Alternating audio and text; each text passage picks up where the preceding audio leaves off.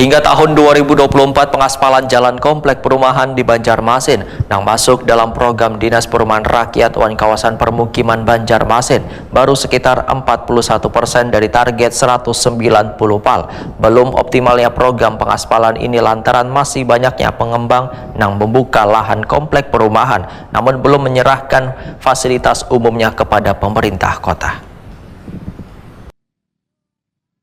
Hingga tahun 2024, pengaspalan jalan komplek perumahan di Banjarmasin yang masuk dalam program Dinas Perumahan Rakyat Wan Kawasan Permukiman Banjarmasin baru sekitar 41% dari target 190 PAL. Belum optimalnya program pengaspalan jalan komplek perumahan ini salah satu kendalanya lantaran masih banyaknya pengembang yang membuka lahan komplek perumahan namun belum menyerahkan fasilitas umumnya kepada pemerintah kota. Demikian dipadahkan Kepala Dinas Perkim Banjarmasin Chandra Iriandi Wijaya, Wetakwani Prima TV tengah hari Rabu 9 Juli 2025.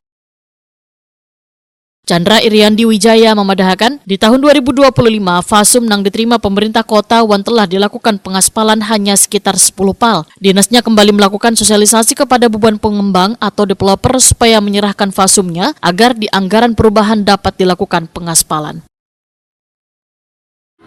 Melakukan lagi kegiatan tersebut karena ini tentunya berdampak untuk peningkatan infrastruktur di Kota Banjarmasin. Seperti kita ketahui, untuk fasum PSU yang sudah diserahkan menjadi kewenangan dari Kementerian kewenangannya.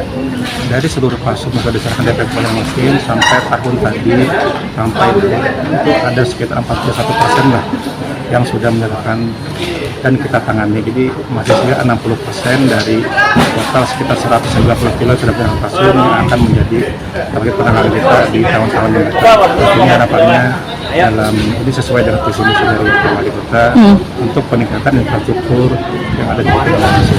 Untuk di 2025 ini berapa kilo Pak yang ini Pak? Ada sekitar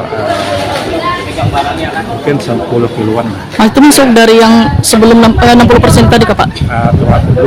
Di luar itu? Sampai itu kan yang dari 2022, 2023, 2025 tadi sekitar 10 kiloan.